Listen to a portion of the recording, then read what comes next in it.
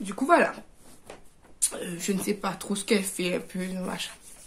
Je vais vous dire quelque chose, vous allez me croire ou pas. Mais un soir, j'ai fait un rêve. Un rêve qui semblait mais vraiment réel. J'ai la grand-mère de mon chéri. Elle fait des, on va dire, elle fait des cérémonies malgaches. Elle parle aux ancêtres. Elle parle aux personnes défuntes, aux personnes qui sont mortes. Un soir, j'étais en train de rêver, voilà, je rêve. Je la vois apparaître dans mon rêve. Voilà, je la vois apparaître dans mon rêve. Et elle lance comme une protection. Elle parle de langage que je ne comprends pas. Mais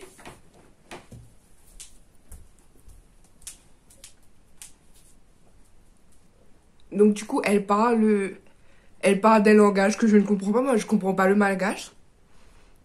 Et elle lance comme une protection.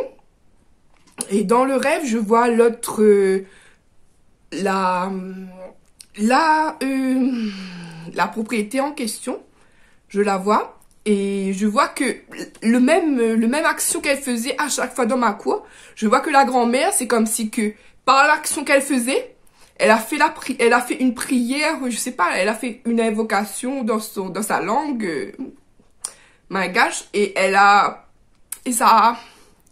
et en fait ça a entouré ce qu'elle faisait, ce que l'autre faisait, ça a entouré, ça a pris feu le truc et c'est comme si que ça avait détruit un peu ce que la dame elle avait fait. Dans le rêve, je vous dis, dans le rêve, ça avait détruit ça. Et je sais pas, je me suis sentie bien après ce rêve, je me suis sentie bien.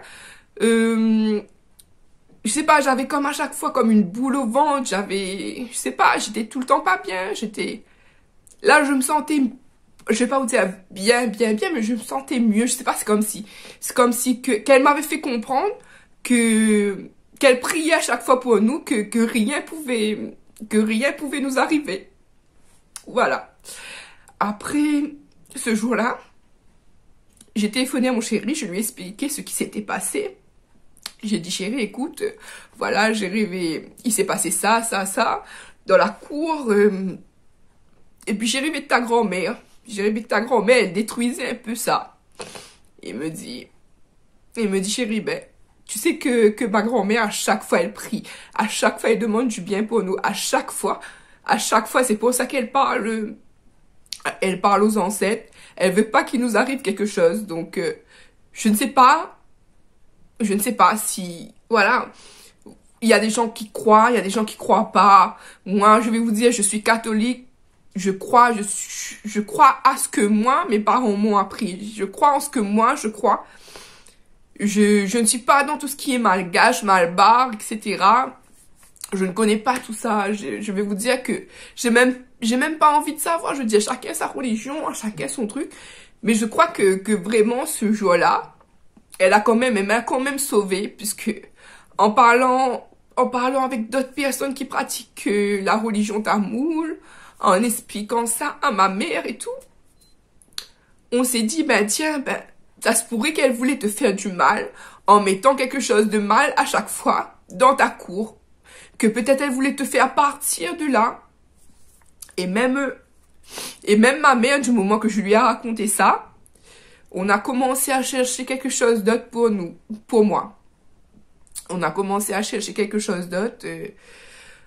Je pouvais plus rester là, même si, comme je vous ai dit, je sais pas, mais j'avais l'impression qu'elle pouvait plus me faire du mal, cette dame. Je pouvais plus, mais le simple fait de savoir qu'elle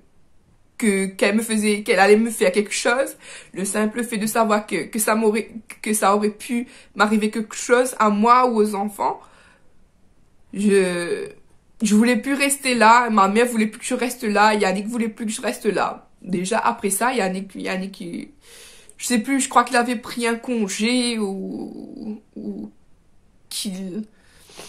je sais plus, ou qu'il a arrêté de travailler complètement, je ne sais plus.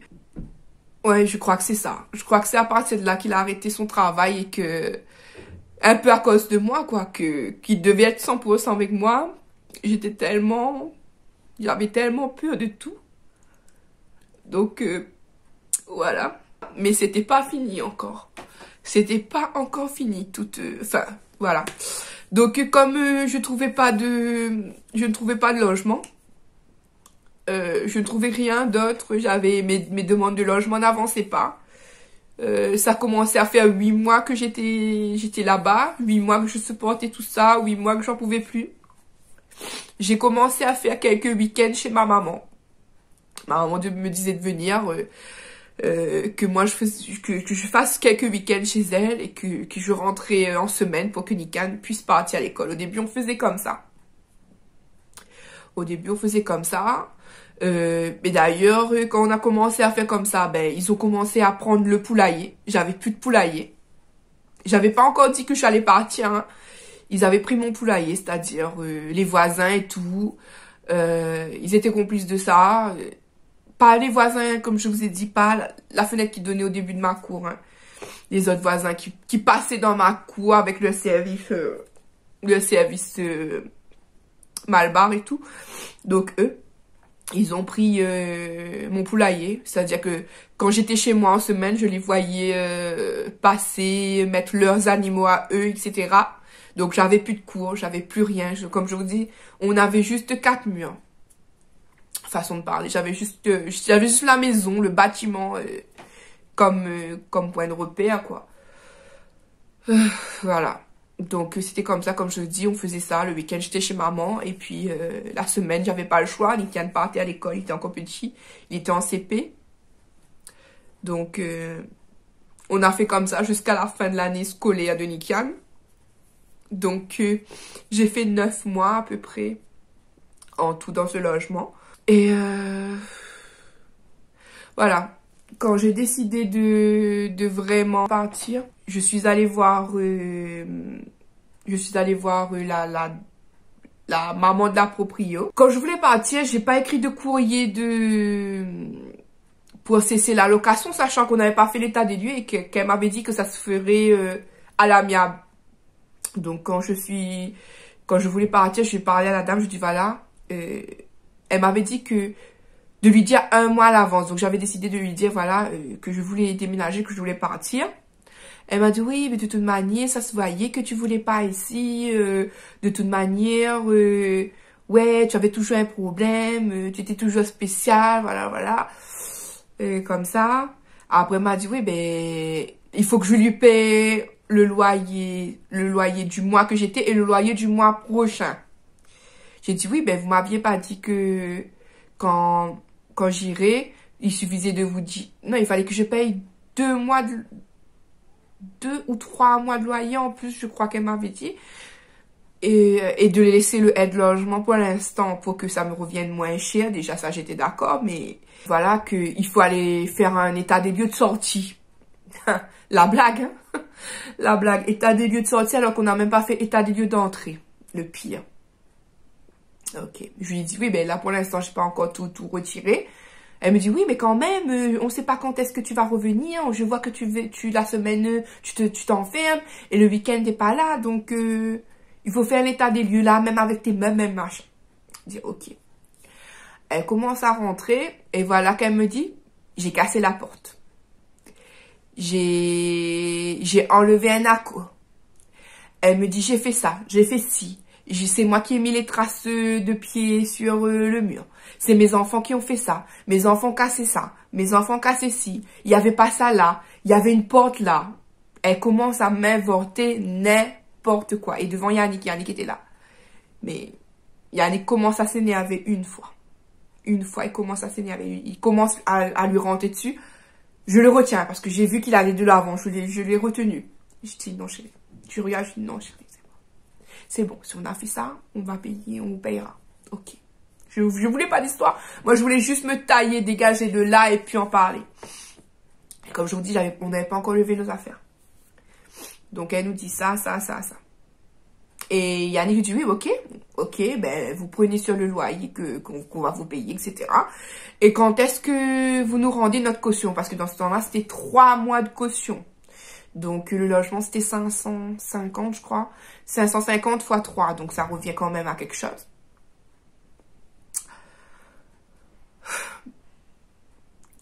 Elle nous dit oui, ben, dans un mois, quand vous aurez tout débarrassé, dans un mois, vous revenez, on vous redonne votre caution. Yannick demande si vous êtes sûr. Elle dit oui, elle nous redonne nos cautions sans problème, puisque tout aura été, voilà quoi, le temps aura passé, etc. Ok. Ensuite, ben, il nous restait des choses, mais on a fait le déménagement sur plusieurs étapes. C'est-à-dire que parfois c'était, à un moment donné, il y a eu les vacances. Parfois, je me permettais de rester plus longtemps chez ma maman. Et parfois, j'allais faire le déménagement. Donc, en attendant, ils me regardaient, les voisins et tout, ils me regardaient sur le chemin. On dirait un peu, ils étaient enjoués et tout, c'est pour certains.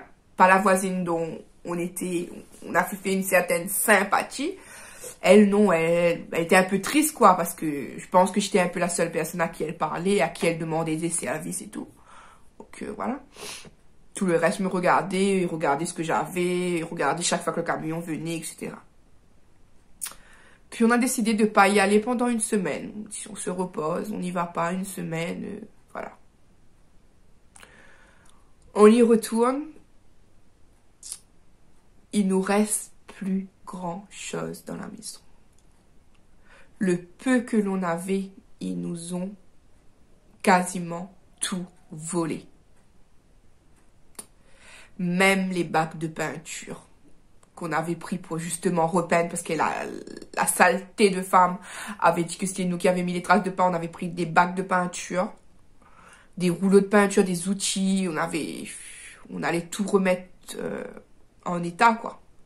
Ils nous ont tout volé. Mes poupées de collection, ils me les ont volées. Ils ont tout volé, même les vêtements des enfants, des vêtements d'enfants, vous vous rendez compte? Des bodys, etc. Ils nous ont volé. Ils ont volé le vélo deux vélos d'Yannick. Ils ont volé, comment ça s'appelle? Des caissons qu'on met dans la voiture pour avoir la musique. Ils nous ont volé ça. Ils nous ont volé une chaîne IFI. Ils nous ont volé plein de choses. Mais je vous jure, je pourrais pas tout vous détailler là, mais ils nous ont tout volé ce qui restait. Tout.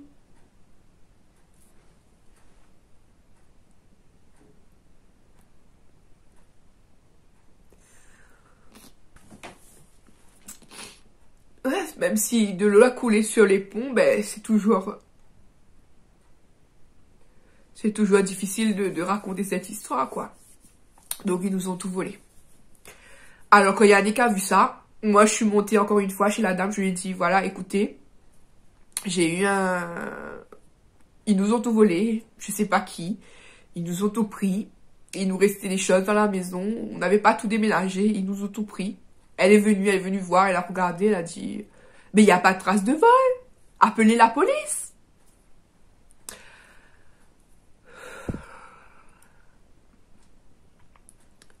Ok.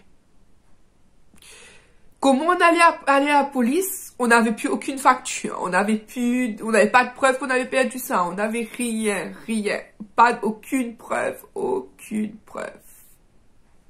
Yannick, encore une fois, vous voulez.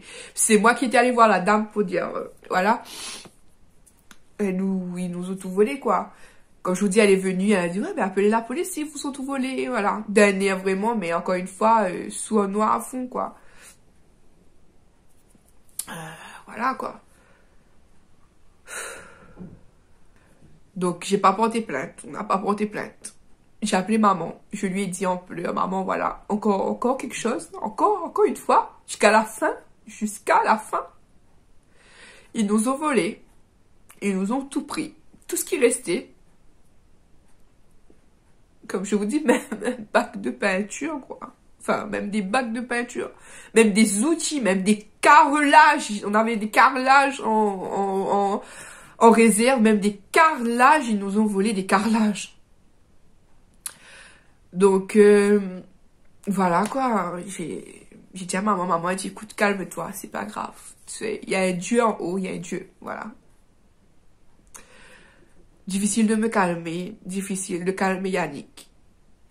Pas que pour les choses matérielles, mais là, c'est comme si qu'on nous avait mis, voilà. Tu vois, quand on pousse à bout, ben là, c'est le truc de trop qui a fait exploser la chose, quoi. Donc voilà.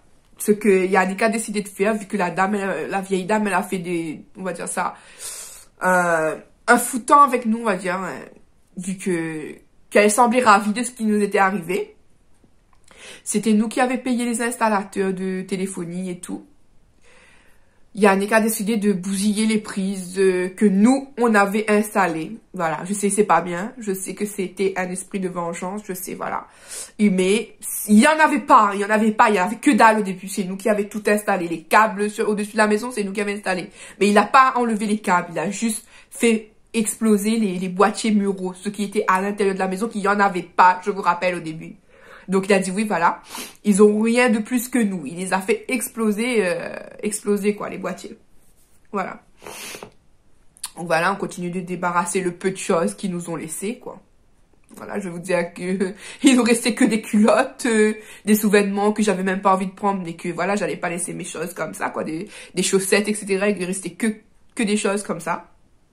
Par miracle, ils nous ont même pas pris le frigo, mais je l'ai même pas pris, je l'ai donné à la voisine d'à côté. Tellement. J'ai emmené que mes culottes, mes chaussettes, etc. Voilà, tout ce qui restait. Comme je vous dis, j'avais déjà pris un peu auparavant, mais il restait encore beaucoup de choses. Mais voilà, quoi. J'avais plus. De la vaisselle et tout, ils m'ont tout pris, quoi. Donc, voilà. J'ai continué à prendre le peu qui restait. On a refermé la maison. On est parti. On a refermé la maison, on a donné la clé à la propriétaire et on est parti. On lui a dit, ben on revient dans un mois pour la caution. Elle nous dit, ok, pas de souci, voilà.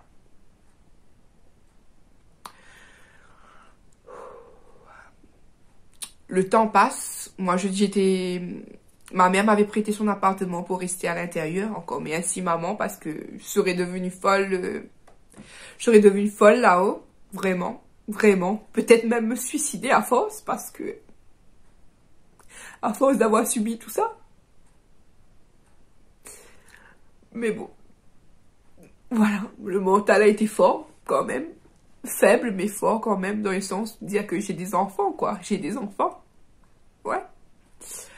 Donc... voilà. Un mois est passé.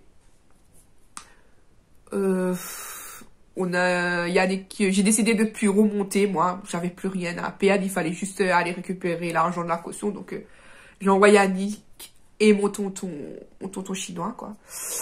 Je les envoie récupérer la caution. Normalement, c'était l'histoire de 2 secondes, quoi, juste venir, bonjour, récupérer la caution. Figurez-vous que cette saleté, je vais dire saleté, oui, parce que c'est une saleté cette dame, ouais, je me permets, ouais. Cette saleté, sur les 550 fois 3, j'arrive même plus à compter, mais plus de 1500 en tout cas, elle a rendu que 250 €. 250 €. Sachant que moi, je devais une partie à ma maman parce que ma maman, elle m'avait aidé pour l'essence, elle m'avait aidé pour plein de choses pour pouvoir amener les autres choses au début, des allers-retours que Yannick faisait pour venir me voir Saline et voilà, tellement on tenait pas le coup, quoi. Elle m'avait déjà bien aidé auparavant, donc voilà, 250 sur les plus de 1500 € qu'elle a rendu. Je peux vous dire que Yannick l'a menacé, mon tonton l'a menacé, je vais vous dire honnêtement, hein, l'a menacé, une vieille dame, oui, mais là, c'était trop. Et savez-vous ce qu'elle a fait, cette garce? Elle a menacé, elle qui a fini par menacer Yannick et mon tonton. Elle a dit qu'elle allait, si elle continuait à lui demander de l'argent, elle allait porter plainte. Son fils, apparemment, était dans les forces de l'ordre ou je ne sais quoi. C'est plus, je crois qu'elle les avait dit policiers. Son fils était policier. Et du coup... qu'elle allait l'appeler tout de suite, voilà, s'ils allaient pas partir, elle allait l'appeler tout de suite.